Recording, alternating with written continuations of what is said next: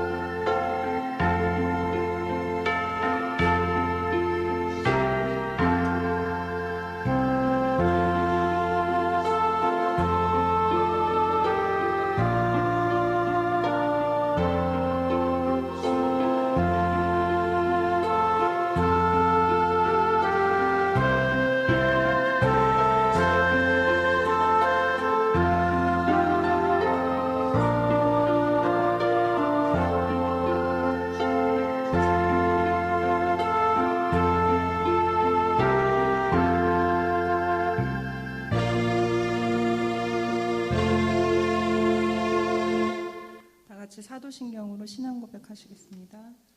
전능하사 천지를 만드신 하나님 아버지를 내가 믿사오며 그 아들 우리 주 예수 그리스도를 믿사오니 이는 성령을 잉태하사 성령이여 마리아에게 나시고 근대어 베라드에게 고난을 받으사 십자가에 못 박혀 죽으시고 장사한 지 사흘 만에 죽은 자가 가운데서 다시 살아나시니라.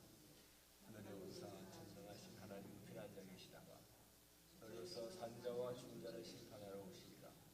성경을 믿사오며 거룩한 공예와 성공하심을 소통하는 것과 죄를 사하시는 것과 몸자에 사는 것과 영원히 사는 것을 믿사옵나이다. 아멘. 찬송 439장 하시겠습니다.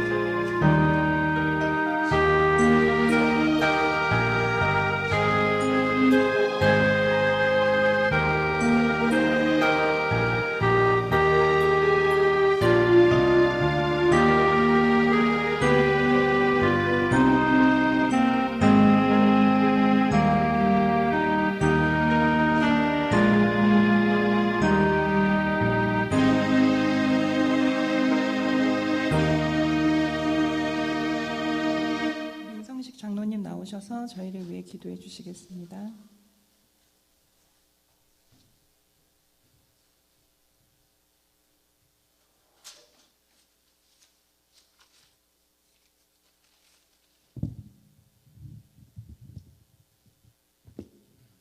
기도하시겠습니다.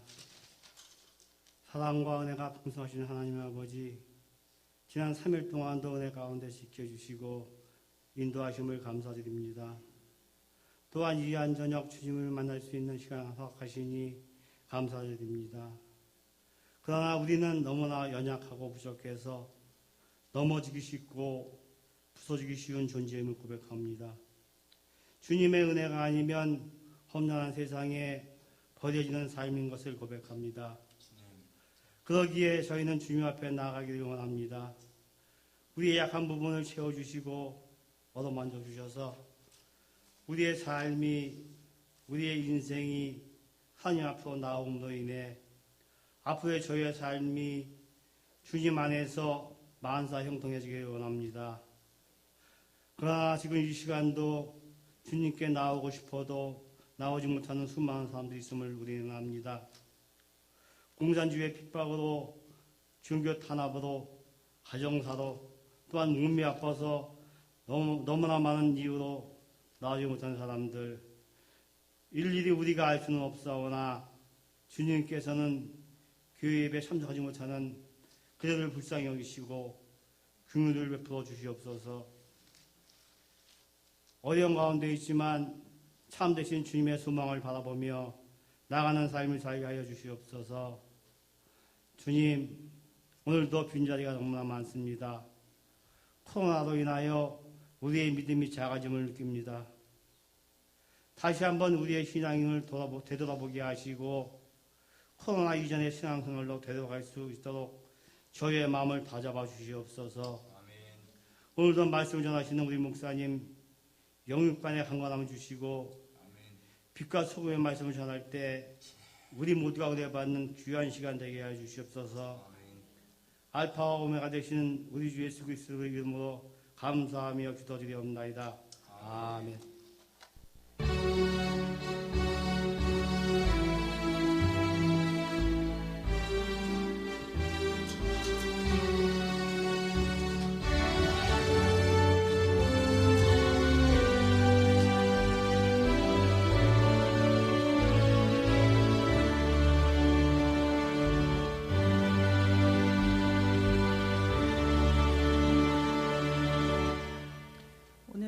주신 하나님의 말씀은 요한일서 2장 1절에서 11절까지의 말씀입니다.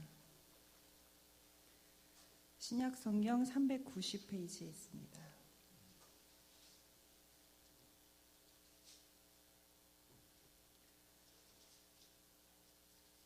한 절씩 교독하시고 마지막 절만 합독하시겠습니다. 나의 자녀들아, 내가 이것을 너희에게 쓰면 너희로 죄를 범하지 않게 하려 함이라. 만일 누가 죄를 범하여도 아버지 앞에서 우리에게 대언자가 있으니 곧 의로우신 예수 그리스도시라. 그는 우리 죄를 위한 화목제물이니 우리만 위할 뿐 아니요 온 세상의 죄를 위하심이라. 우리가 그의 계명을 지키면 이로써 우리가 그를 아는 줄로 알 것이요. 그를 아노라 하고 그의 계명을 지키지 아니하는 자는 거짓말하는 자요 진리가 그에게 있지 아니하되 누구든지 그의 말씀을 지키는 자는 하나님의 사랑이 참으로 그 속에서 온전하게 되었나니 이로써 우리가 그의 안에 있는 줄을 아노라. 그의 안에 산다고 하는 자는 그가 행하시는 대로 자기도 행할지니라. 사랑하는 자들아, 내가 새 계명을 너희에게 쓰는 것이 아니라 너희가 처음부터 가진 옛 계명이니 이 옛 계명은 너희가 들은 바 말씀이거니와. 내가 다시 너희에게 새 계명을 쓰노니 그의 너희가 이로 찾는 것이라.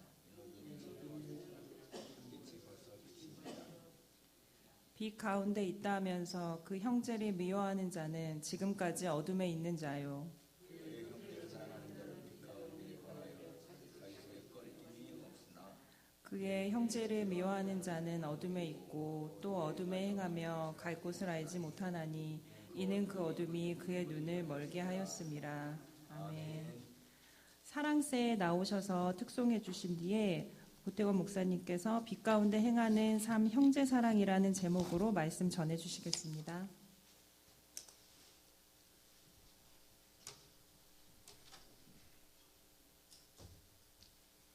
지난주에 우리 사랑설이 했는데 제가 고치지 못해서 사랑설을 2번 합니다. 몇 장이죠?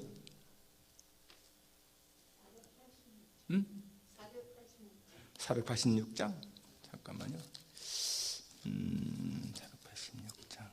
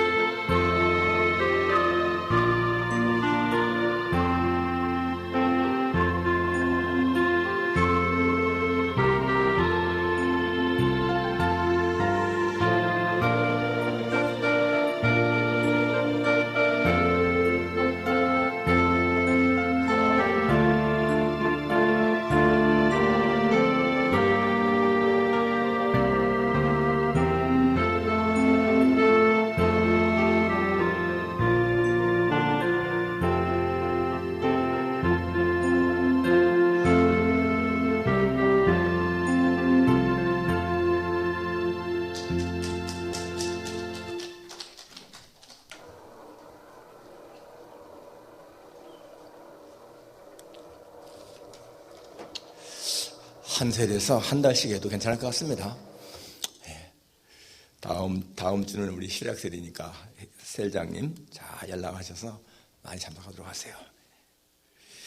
빛 가운데 행하는 삶, 형제 사랑입니다. 마태복음, 마가복음, 누가복음을 보게 되면 한 율법사가 예수님 앞에 와서 예수님을 시험하려고 질문을 하죠. 계명 중에 어떤 계명이 큰 계명입니까? 그렇게 질문을 합니다. 그때 예수님이 마음을 다하고 목숨을 다하고 뜻을 다하고 힘을 다하여 주 너희 하나님을 사랑하고 또 둘째는 내 이웃을 네 몸같이 사랑하라 이렇게 말씀하셨죠. 우리가 이 복음서를 보게 되면 정말 예수님이 많은 그 사람들한테 질문을 받는데 질문을 받을 때마다 주님은요 진짜 막힘없이 그냥 그 자리에서 딱 답변하시는 걸 우리가 많이 보게 됩니다. 세례 요한의 그 세례 요한에 대해서도 그들이 그 질문할 적에도 세례 요한의 그 세례가 하늘을 쓰냐 사람을 쓰냐 그들이 마음을 막히게 하고요. 아무튼 이러한 질문과 대답을 하는 거 보게 되면 정말 예수님이 하나님의 아들이심을 볼 수가 있어요. 자, 계명 중에 어떤 계명이 가장 큽니까? 성경에 많은 계명이 있는데 그 가운데서 정말로 우리가 지켜야 할 가장 중요한 것이 무엇입니까? 라고 할 때 예수님은 하나님 사랑, 이웃 사랑이다. 이렇게 말씀하셨어요. 그것이 성경 전체의 가장 큰 계명이다. 여러분, 정말 이 말씀대로 하나님을 사랑하고 이웃을 바르게 사랑한다면은 이 세상에 전쟁이 있을까요? 폭력이 있을까요? 종족 분쟁이라든지 살인이라든지 강간, 도적질 그런 게 있을까요? 정말 하나님 사랑하고 이웃 사랑하게 되면 이 땅에 지상 천국이 이루어질 거예요. 모든 것은 다 보게 되면요 진짜 사랑 부족 때문에 생기는 거잖아요. 모든 범죄가 다 사랑 때문에 생기는 것입니다. 사랑 부족 때문에. 한번 이런 질문을 해볼까요? 그러면은 우리가 이 성경에 나오는 그 율법을 완전히 지킬 수 있을까요? 사람은 율법을 완전히 지킬 수가 없잖아요. 그런데 율법을 지킬 수 있는 길이 없을까요? 성경에 보니까 로마서에 보게 되면 사랑은 악을 행하지 아니하나니 그러므로 사랑은 율법의 완성이니라 라고 했습니다. 여러분 사랑을 하게 되면요 율법을 완성한다는 거예요. 그래 우리가 율법을 다 지킬 수 없지만 그러나 율법을 지킬 수 있는 율법을 완성하는 길이 하나 있는데 그것이 뭐냐?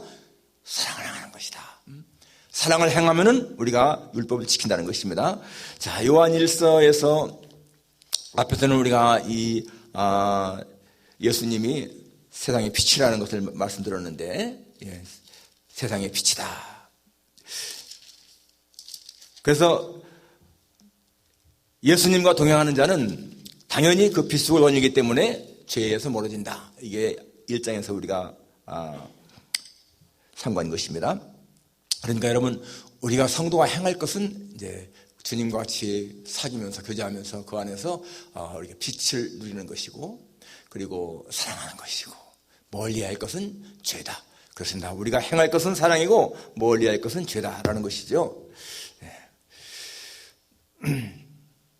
오늘 2장 1절에 보니까 나의 자녀들아 내가 이것을 너에게 쓰면 너희로 죄를 범하지 않게 하려 함이라. 이 요한일서 쓰는 목적이 뭐라고 했어요? 죄를 범하지 않게 죄를 범하지 않게 하는 것이다. 여러분 죄는 지키기 전에 예방하는 게 참 중요하지 않겠습니까? 안 짓는 게 중요하지. 병도 마찬가지입니다. 여러분 병도 걸리지 않고 예방을 해서 건강을 지켜나가는 것이 훨씬 중요하지 않습니까? 병 걸린 다음에 치료하는 것보다. 그러면 우리가 병을 예방하려면 어떻게 해야 되죠? 우리가 그런 길은 좀 알잖아요. 좋은 음식을 먹고 좋은 물을 마시고 적당하게 운동을 하고 과로하지 말고 또 휴식도 자취하고 또 마음도 편해가지고 물론 그런다고 해서 병이 안 걸리는 건 아니지만 그래도 훨씬 낫단 말이에요. 죄도 마찬가지죠. 죄도 짓지 않으려면은 죄를 일단 멀리 해야 되는 것이잖아요. 죄를 멀리하고 하나님 말씀 가까이 하고 그렇습니다. 그렇지만 인간은 죄를 안 지을 수가 없습니다. 지을 수밖에 없는 거예요. 그래서 오늘 여기서 지금 몇 가지 생각할 것이 있는데요. 첫 번째는 우리가 죄를 범했을 적에 어떻게 해야 되는 것이냐 하는 것입니다. 오늘 1절 보십시오. 자녀들아 내가 너에게 이것을 쓰면 너희로 죄를 범하지 않게 하려 함이라. 만일 누가 죄를 범하여도 아버지 앞에서 우리에게 대언자가 있으니 곧 의로우신 예수 그리스도시라. 자, 죄를 지었을 때 우리가 기억해야 할 것이 있다는 거예요. 그게 뭡니까? 대언자가 있다. 대언자가 있다. 이거를 기억하라는 겁니다. 대언자가 뭡니까? 대신 말해주는 사람이죠. 대언자. 대신 말해주는 사람. 죄인이 피고가 재판장에 서게 되면은 누가 대언자가 됩니까? 변호사가 대언해 주잖아요. 변호사가. 여기 대언자라고 하는 말이 파라클레토스라고 하는 말인데 이 파라클레토스라고 하는 말은 돕기 위해서 곁에 부름받은 자라는 것입니다. 요한복음에 보면 우리가 이 파라클레토스를 여러 군데도 볼 수가 있습니다. 요한복음 14장 16절, 또 16장 27절 이런 데 보게 되면 거기 파라클레토스가 나오죠. 거기 이렇게 나옵니다. 그가 또 다른 보혜사를 너에게 주사. 예수님 말씀이 그가 또 다른 보혜사를 너에게 보낸다. 또 예수님이 요한복음 16장에서 말씀하시기를 내가 실상을 너에게 말한다. 내가 떠나가는 것이 너에게 유익하다. 내가 떠나가지 아니하면 다른 보혜사가 너에게 오지 않는다. 여러분 거기 보게 되면요. 또 다른 보혜사, 다른 보혜사 이런 말이 나오는데 그게 누굽니까? 또 다른 보혜사가 성령님이거든요. 성령님이 우리의 또 다른 보혜사라는 얘기거든요. 그러면 또 다른 보혜사라고 했으니까 원래 보혜사가 있다는 말 아니겠습니까? 그 보혜사가 누구예요? 그 예수님이라는 거예요. 오늘 여기 2장 1절 마지막에 대언자가 있으니 곧 의로우신 예수 그러시라. 이 대언자가 예수님이라는 겁니다. 이 대언자가 파라클리토스 보혜사하고 똑같은 말인데 그 보혜사가 예수 그리스도다. 그러니까 성령님도 보혜사시고 예수님도 보혜사시고 똑같은 거예요. 우리를 돕기 위해서 가까이 부름받으신 분들. 그래서 성령님은 이 땅에서 우리가 사는 동안에 이 땅에서 우리 곁에 계셔서 우리를 도우시는 분이시고요. 여기 보혜사 예수님은 지금 하나님 보좌 우편에 앉으셔서 거기서 우리를 위해서 또 간구하시는 분. 똑같은 우리를 돕는 분이시잖아요. 그래서 우리가 죄를 범했을 적에 바로 이 보혜사를 기억해라 라는 것입니다. 예. 근데 이 예수님은 최고의 대언자다. 여기 대언자가 있으니 곧 의로우신 예수 그리스도다. 의롭다는 말은 뭐죠? 죄가 없다는 얘기입니다. 여러분 사람이나 모든 존재가요 죄가 없으면 당당할 수가 있는 거예요. 죄가 있으면 사람은 움츠러들고 숨기 마련입니다. 그러니까 아담과 하와가 죄를 범하게 되니까 숨잖아요. 숲속에. 사람은 본능적으로 죄를 지게 되면은 뭔가 떳떳하지 못하기 때문에 숨기 마련인데 죄가 없으면은요 당당하다는 거예요. 그런데 여러분 하나님 앞에서 당당하신 분 예수님밖에 없습니다. 그렇죠? 어떤 존재도 하나님 앞에 당당할 수가 없잖아요. 다 죄인이니까. 그런데 예수님은 죄가 없으시니까 하나님 앞에서 당당할 수가 있다. 바로 그분이 우리의 대언자다. 우리의 변호인이다. 우리 돕는 분이시다라는 것입니다. 그러니까 여러분의 죄를 지었을 적에 이 죄로 말미암아 내가 어떡하나 이렇게 생각할 수 있겠지만은 그러나 나를 변호해 주는 분이 계시다. 이걸 생각을 하는 거예요. 그러면 위로와 힘을 얻는다.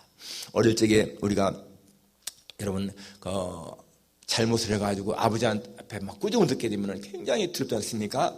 그럴 때에 대언자가 있죠. 누굽니까? 우리 어머니인 거예요.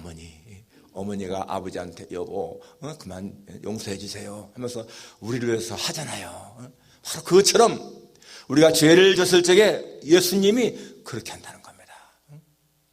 그런데 그분이 어떤 분이십니까? 2절에 그는 우리 죄를 위한 화목제물이니 우리만 위할 뿐 아니요 온 세상의 죄를 위함이시라. 그분은 화목제물이 뭡니까? 화목을 위해서 죽은 자 아니에요. 우리가 하나님과 원수되었을 적에 하나님과 우리 사이의 화목을 위해서 죽임당하신 분 바로 그분이 예수님이라 그 말이죠. 그러니까 베드로전서 1장에 보게 되면 우리가 대속받은 것은 은이나 금같이 없어질 것이 아니요 흠없고 점없는 어린 양 같은 그리스도의 보배로운 피로 된 것이라. 구약 성경에 보게 되면 이스라엘 백성들이 죄를 범했을 적에 다 짐승을 잡아서 피를 흘려가지고 그 피를 통해서 그 제단에 거기다 뿌리고 용서받지 않습니까? 바로 예수님이 그렇게 화목제를 했다는 거예요. 그러니까 예수님이 우리를 위해서 하나님 앞에 이렇게 간구할 적에도 그냥 아버지여 저들을 용서해 주십시오 이런 차원이 아닌 거예요. 그 말만 하는 것이 아니에요. 아버지여 내가 십자가에서 흘린 그 피를 기억하시고 저들을 용서해 주십시오. 화목제물. 그렇기 때문에 여러분 그러한 예수님의 기도를 하나님이 들으신다는 거죠. 화목제물. 정말 우리가 기억해야 할 것은 여러분 우리가 당연히 죄로 말미암아서 죽을 수밖에 없지만은 그러나 내가 죄를 지었을 적에 대언자가 있다. 나를 위해서 하나님 앞에 간절하게 기도하는 주님이 계시다. 여러분 이게 얼마나 우리에게 위로가 되겠습니까? 죄가 올 때 보게 되면 하나님께서 말씀하셨습니다. 양을 잡아서, 어린 양을 잡아서 설주와 인방에 발라라. 그러면 죽음의 천사가 지나갈 때에 그 피를 보고 넘어가게 하겠다. 패스오버하게 하겠다. 유월하게 하겠다. 그게 6월절이잖아요. 그러니까 우리에게 예수님의 그 피 흔적이 있으면 바로 우리는 그 죄 용서 받는 거예요. 예수님의 피 때문에. 그래서 여러분, 우리가 죄를 지었을 적에 참 절망할 수 있지만은 그러나 우리에게 대언자가 있다. 오늘 여기 참 정말 중요한 말씀이죠. 아버지 앞에 우리에게 대언자가 있으니 곧 의로우신 예수 그리스도다. 그분이 우리를 위해서 태어나신다. 그분이 보혜사다라는 것입니다. 자, 두 번째, 우리가 예수님을, 하나님을 안다는 것이 어떤 의미인가? 3, 4절에 보면 우리가 그의 계명을 지키면 이로써 우리가 그를 아는 줄로 알 것이요, 그를 아노라 하고 그의 계명을 지키지 아니하는 자는 거짓말하는 자요 진리가 그 속에 있지 아니하되. 하나님을 안다 하고 하면서 그 계명을 지키지 않는다? 거짓말을 하는 거예요. 여러분, 히브리인들에게 안다라고 하는 말은요 굉장히 좀 독특합니다. 우리처럼 그냥 이렇게 뭐를 읽고 아는 지식 그런 차원이 아니고, 여기 히브리인들의 안다고 하는 말은요 체험이에요. 남자와 여자가 같이 살면서 서로 알아가는 거, 그게 야다거든요. 안다는 거, 체험적인 거야. 여러분, 우리가 남을 아무리 알아도요 그건 정말 피상적인 지식인 거야. 내가 그 사람과 살아봐야 돼. 살아야 그 사람을 진짜 아는 거예요. 그래서 여기 하나님을 안다라고 하는 거, 그것은 바로 하나님과의 사귐, 진정한 사귐이 있어야 아는 것이지 그냥 피상적인 지식은 아니라는 거예요. 그래서 우리가 이 하나님을 안다고 하는 거, 이거 정말 굉장히 중요한 것이죠. 하나님과의 영적인 체험, 만남의 체험이 있을 때 우리는 하나님을 안다라고 할 수가 있습니다. 여러분, 많은 사람들이 다 하나님을 안다고 생각을 하잖아요. 그런데 그렇게 어떤 때는 막 뜨겁게 하나님을 사랑한다고 고백하는데 어떤 역경을 당하게 되고 무슨 일 당하게 되면요 하나님을 떠나더라고요. 쉽게. 완전히 교회까지 발을 끊어버리는 사람들이 있습니다. 한때는 굉장히 뜨겁게 믿었는데, 그런 사람들은 사실상 그게 진정한 하나님을 아는 게 아니죠. 진짜 하나님을 안다면은 어떠한 경우에도 떠날 수가 없습니다. 요즘에 새벽에 욥기에서 나가기 시작했습니다. 어제부터. 오늘 새벽에 욥기 2장을 나가는데 정말 그 욥기는 읽으면 읽을수록 정말 뭔가 좀 이렇게 깨달음이 좀 많아지는 것 같아요. 1장에서는 어떻게 되죠? 1장에서는 그냥 하루에 재산 다 잃어버리죠. 양 7,000마리, 낙타가 뭐 3,000마리, 그 다음에 소 500결이, 낙이 500마리, 전부 다 11,500마리를 한꺼번에 다 잃어버리고 아들 7명, 딸 3명이 다 죽어버리잖아요. 그리고 2장에 오게 되면 막 그냥 악창이 생겨가지고 종기가 막 돼서 기와장으로 긁으면서 막 괴로워하지 않습니까? 그럴 적에 그 아내가 뭐라 그래요? 당신이 이래도 순전을 지키겠느냐? 하나님을 구하고 죽어라. 그렇게 말하잖아요. 우리가 그걸 보면 그냥 욥의 아내는 왜 이렇게 좀 믿음이 적을까? 이렇게 생각할 수 있습니다. 그런데 여러분, 그런 상황을 당했다면은요, 이 세상에 어떠한 사람이 믿음을 지킬까? 저는 그걸 보면서 여러분, 10,000마리가 넘는 그 자기 가축, 아들 7, 딸 3이 하루에 죽음 당했는데 그런 경우에 미치지 않은 게 다행이죠. 사실상. 그런데 여러분, 더 놀라운 것은 이 욥이 뭐라고 고백합니까? 우리가 하나님 앞에 복을 받았으니 화를 받는 것도 당연하지 않겠느냐, 그러잖아요. 물론 화를 주는 것이 뭐 하나님이 아니라 사탄이었는데, 그렇지만 자관에 우리가 이렇게 복을 받았는데 화 당하는 거 그거 참을 수 있지 않느냐, 그 말이거든요. 그러니까 보통 진짜 사람의 믿음은 아닌 것 같아요. 대단한 것이죠. 그것은 뭡니까? 진짜 하나님을 완전하게 아는 그런 사람이 아니면 고백할 수 없습니다. 그러니까 하나님이 내 생명의 주인이시고 정말 그분이 나의 모든 것이다라고 하는 고백이 있으니까 그런 고백이 나오죠. 하나님이 이러한 복도 주셨고 또 이런 받으시니까 뭐 다 내가 감당해야 된다. 이런 마음은 보통 마음이 아닌 거잖아요. 그만큼 하나님을 안다는 것입니다. 그러니까 여러분, 우리가 하나님을 바르게 알게 되면은요, 내가 살든지 죽든지 그게 문제가 아니야. 전폭적으로 하나님을 의지하고 그분께 모든 걸 맡기는 삶을 살아갈 수가 있습니다. 그게 완전한 체험이죠. 하나님을 아는 체험. 그렇기 때문에 하나님을 아는 사람은요, 하나님 앞에 무언가 드리는 시간, 무언가 드리는 물질, 그런 것이 아까울 수가 없는 거예요. 무언가 하나님 앞에 드리면서 아깝다라고 하는 생각이 든다면은 그건 하나님을 완전하게 하는 것이 아니지요. 그래서 우리가 하나님을 안다고 하는 거 중요한 말입니다. 5절 6절에도 누구든지 그의 말씀을 지키는 자는 하나님의 사랑이 참으로 그 속에서 온전하게 되었나니 이로써 우리가 그의 안에 있는 줄을 아노라. 그의 안에 산다고 하는 자는 그가 행하시는 대로 자기도 행할지니라. 그러니까 정말 하나님을 사랑하는 자는 하나님 말씀을 지켜야 되어 있다. 정말 순종이라고 하는 것은 확실한 믿음 때문에 생기는 것이다. 우리가 이것을 알 수가 있습니다. 그러니까 하나님을 안다고 하면서 사랑이 없다, 계명이 없다, 안 지킨다, 거짓말이라는 거예요. 그러니까 정말 여러분 이 순종이 얼마나 중요한 것인가를 알 수가 있습니다. 마지막 세 번째, 하나님 계명의 핵심이 무엇인가? 오늘 7절부터 11절까지 나오는 말씀입니다. 여기 사랑하는 자들아, 내가 새 계명을 너에게 쓰는 것이 아니라 너희가 처음부터 가진 옛 계명이니 이 옛 계명은 너희가 들은 바 말씀이거니와. 여러분, 여기 새 계명과 옛 계명이 나오는데 이 새 계명과 옛 계명이 같을까요? 다를까요? 똑같은 거예요. 옛 계명도 사랑하라는 것이고 새 계명도 사랑하라는 거예요. 그러니까 성경의 핵심은 구약이나 신약이나 사랑이 핵심이라는 거예요. 구약에도 당연히 이웃을 사랑하라는 얘기 나오잖아요. 하나님 사랑하는 얘기 나오고, 그런데 신약에 와서 예수님이 또 이렇게 말씀하잖아요. 내가 너에게 새 계명을 준다. 서로 사랑해라. 내가 너희를 사랑하는 것 같이 너희도 서로 사랑해라. 구약에서는요, 뭐 이웃 사랑하고 원 사랑하라는 말 나오는데 사실은 거기에는 어떻게 사랑하는 말이 없는데 여기 신약에서 예수님이 주는 새 계명은 뭐라고 했어요? 내가 너희를 사랑한 것 같이. 그게 다른 거예요. 사실은 사랑은 똑같은데 그건 어떤 사랑이죠? 자신의 몸을 준 것처럼, 십자가에 준 것처럼 그렇게 희생적으로 사랑하라, 그 말이죠. 그러니까 옛 계명이나 새 계명은 똑같습니다. 사랑입니다. 사랑. 그래서 성경은 구약이나 신약이나 관통하는 맥은 똑같은 거예요. 사랑, 하나님 사랑, 이웃 사랑 똑같은 것입니다.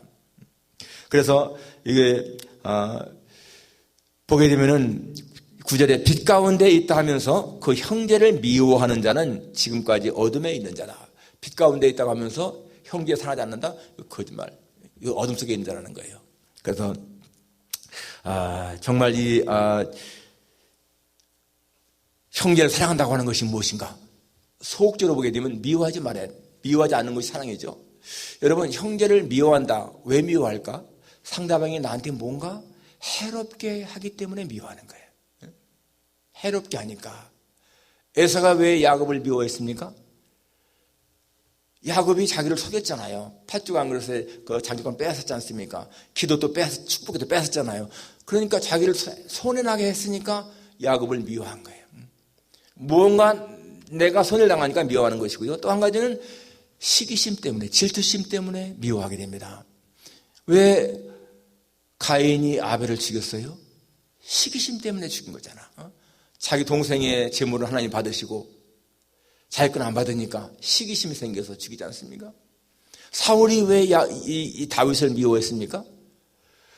다윗이 전쟁에 나와서 승리하고 돌아오는데 여인들이 뭐라고 해요? 사울이 죽인 자는 천천히요, 다윗이 죽인 자는 만만이로다. 그러니까 그 말 듣고 그때부터 시기심 때문에, 아니 나한테는 천천만 돌리고 다윗에게 만만 돌리면은 그가 차지할 것이 왕이 자리가 아니냐? 이렇게 미워한 거지 않습니까? 시기심 때문에. 정말 사울은 하나님 앞에 불순종이 결국은 망하게 되는 것이죠. 불순종. 다윗은 순종자 사람이라면 이 사울은 불순종이잖아요. 그러니까 그 미움이 생기는 것이고요. 그렇게 마음에 미움이 있게 되면은 기도가 안 되잖아요. 마지막에 이 사울 죽을 때 보십시오, 여러분. 그 블레셋 쳐들어왔을 때에 하나님 앞에 기도하니까 하나님이 응답을 안 하셔. 꿈으로도 우림으로도 전혀 응답이 없으니까 신접한 여인을 찾아가서 물어보지 않습니까? 그래서 결국은 죽게 됐잖아요. 미워하는 거 이거 정말 안 좋은 것이고, 그 다음에 형제를 멸시하지 않아야 된다. 이 형제를 멸시하는 거 이거 사랑이 없는 거예요. 예수님 말씀에 형제에게 노하는 자마다 심판을 받게 되고, 라가라는 자는 공에 잡히게 되고, 미련한 놈이라는 자는 지옥불에 들어가게 되리라. 형제에게 라가라, 욕설, 미련한 놈이라, 이게 다 멸시하는 거거든요. 그건 사랑이 없다는 거예요. 그러니까 정말 형제를 사랑한다는 얘기는 형제를 존중해 주는 것이 진짜 사랑입니다. 빌립보 2장 3절에 오직 겸손한 마음으로 각각 자기보다 남을 낮게 여기고, 이 말씀이 진짜 형제의 사랑에 대한 중요한 말씀인 것 같아요. 여러분, 우리가요, 다른 사람을 나보다 낮게 여긴다. 이거는 참 예수님의 마음을 닮아가는 겸손이면서도 진정한 사랑이잖아요. 다른 사람을 나보다 낮게 여기는 거. 그것이 사랑이라는 것입니다. 자, 오늘 여러분 신앙생활의 핵심이 무엇인가? 본질이 무엇인가? 물론 예배나 기도가 신앙생활의 핵심이고 본질일 수 있지만은 정말 중요한 것이 뭐예요? 사랑이라는 거예요. 사랑이 풍성해야 된다. 그래서 성도의 신앙생활은 소극적으로 볼 적에는 죄를 몰려야 되는 것이지만은 적극적으로 볼 적에는 사랑이 풍성해야 된다.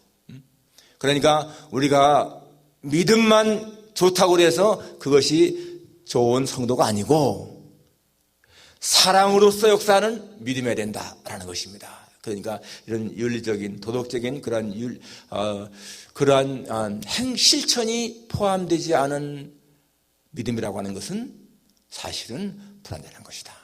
그래서 여러분, 우리가 이 빛 가운데 살아가는 삶, 하나님의 사랑 속에 살아가는 그런 사람이라면은 진짜 여기 형제에 대한 사랑이 있어야 된다는 거. 그래서 여러분, 우리가 여기 형제라고 하는 것은요, 피를 나는 형제만이 아니죠. 내 주변에 있는 성도 또 이웃 전부 다가 다 형제라고 볼 수가 있습니다. 그래서 우리가 누군가를 마음에 미워하고 있다면은 내가 아직도 빛 가운데 행하는 자가 아니다 라는 말씀을 기억해야 돼요. 그래서 정말 여러분, 우리 마음속에는요, 누군가에 대한 어떠한 사람도 미워하는 사람이 있으면 절대로 안 되는 거예요. 꺼리는 사람이 있으면 절대로 안 되는 거예요. 그래서 누구든지 다 따뜻하게 사랑할 수 있는 마음을 품고 살아갈 때 우리는 빛 가운데 살아간다 하는 것을 여러분 마음에 새길 수 있기를 바랍니다. 기도하겠습니다. 거룩하신 아버지 하나님, 하나님의 빛 가운데 행하는 삶이 바로 형제의 사랑이라고 했습니다. 오늘 들 말씀대로 정말 형제를 사랑하는 그것이 바로 성경의 핵심인 것이고 하나님 사랑, 이웃 사랑이 가장 중요한 계명인 것을 깨닫습니다. 저희들로 하여금 이 사랑을 실천함으로 말미암아서 하나님 아버지 우리의 삶이 평안하게 하시고 하나님 앞에 사랑받게 하시고, 그래서 아버지 하나님 매일매일의 삶이 행복한 삶을 살아가는 우리 모두가 되게 해 주옵소서. 예수님의 거룩하신 이름으로 기도합니다. 아멘. 찬송가 220장입니다.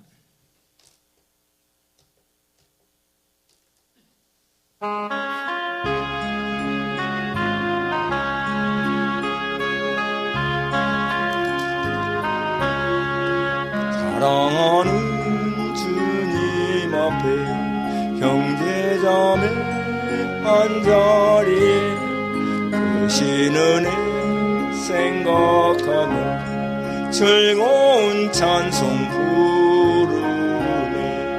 내 주 예수 오늘 받아 모든 사랑 내 몸 같이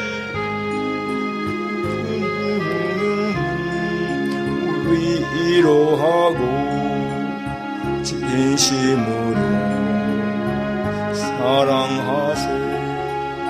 사랑하는 주님 앞에 온갖 정성 다 바쳐서 외로우나 즐거우나 주님만 힘써 우리 주님 거룩한 손 제자들의 발을 씻어 남 섬기는 종의 도를 몸소 행해 보이셨네. 사랑하는 주님 예수 같은 주로 섬기나니 한 비바라 한 몸이는 형제여 친구들이요 한 몸같이 친밀하고 마음으로 하나 되어 우리 주님 크신 뜻을 지성으로 준행하세.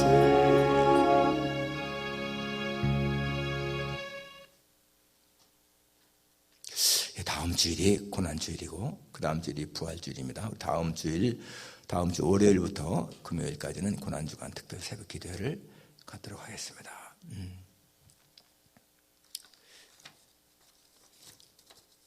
우리 이 시간 한 2분 정도 같이 한번 통성으로 기도하고 마치십시다. 우리 교회에 특별히 몸이 약하신 분들, 우리 이철 집사님 위해서 기도 좀 해주시고, 또 우리 안상희 장로님, 이인수 권사님, 전정도 목사님, 또 이성구 장로님, 엄삭 전사님, 몸이 약하신 분들 위해서 같이 한번 기도하시겠습니다. 하나님 아버지, 오늘도 예배를 드리며 우리 같이 모여서 한 마음으로 기도합니다. 특별히 저희 교회에 몸이 약하신 분들을 위해서 주님 앞에 간구하오니 하나님이여 저들의 연약함을 주께서 긍휼히 여기시고 자비를 베푸시기를 간절히 빌고 원합니다. 아버지 하나님, 우리 이철 집사님을 긍휼히 여기소서. 주님, 저에 있는 암세포가 더 이상 전이되지 않도록 도와주시기를 기도합니다. 하나님이여, 우리 안상희 장로님 또 이렇게 하나님 피스메이커 충전기 바꿨다고 하는데 하나님이여 잘 살 수 있도록 도와주시기를 기도합니다. 엄청선사님도 함께 하시고 하나님 인수 권사님 도와주시고 전일도 목사님 연약함을 주께서 하십니다. 이성도 장로님에게도 함께 하시기를 기도합니다. 아버지, 이성도 집사님 또 변대길 집사님 여러 연약한 자들을 하나님이 긍휼히 여기시고 하나님의 자비를 간구하오니 하나님이여 도와주시기를 간절히 원하고 기도합니다. 도와주소서. 하나님 도와주소서. 아버지 하나님, 저 앞에 기도합니다. 우리 교회 성도들한테 연약한 자들을 주님께서 긍휼히 여기시고 자비를 베푸시기를 간절히 빌고 원합니다. 우리 이철 집사님에게 함께 하셔서 하나님 아버지 암세포가 더 이상 활성화되지 않고 전이되지 않도록 도와주시기를 간절히 빌고 원합니다. 하나님 도우소서. 우리 안상희 장로님 이렇게 또 심장 피스메이커 배를 바꿔 한다고 하는데 수술 잘할 수 있도록 도와주시기를 기도합니다. 우리 인수 권사님 항상 주의 손길로 저를 지켜주시기를 기도합니다. 염석 전사님도 아버지 하나님이여 또 앞으로 이렇게 항암 치료를 받아야 할 것인가 하는 것도 문제가 있사오니 하나님 도와주시기를 기도합니다. 우리 방재필 집사님 손도 지켜주시고 이선복 집사님도 지켜주시고 아버지 하나님이여 우리 이성우 장로님도 지켜주시고 모두에게 하나님 함께 하셔서 저들 어려운 가운데서도 하나님을 의지하고 나갈 수 있도록 도와주옵소서. 모든 것 주님 앞에 맡기며 예수님의 거룩하신 이름으로 기도합니다. 아멘. 찬송가 우리 3장 부른 후에 축도로 마치겠습니다.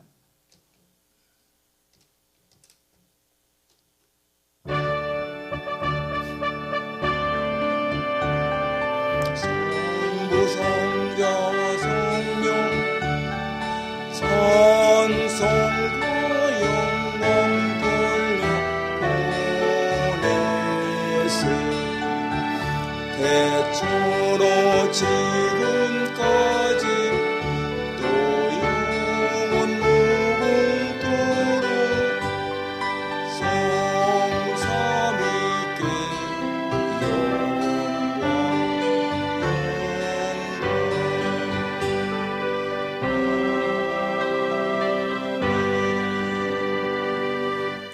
우리 주 예수 그리스도의 은혜와 하나님의 크신 사랑과 성령님의 교통하심이 하나님의 빛 가운데에서 행하는 이 형제 사랑을 실천하며 살기를 다짐하는 여기 모인 모든 종들 위에 우리 새하얀교회 속한 모든 성도 위에 이제로부터 영원까지 함께 있을지어다.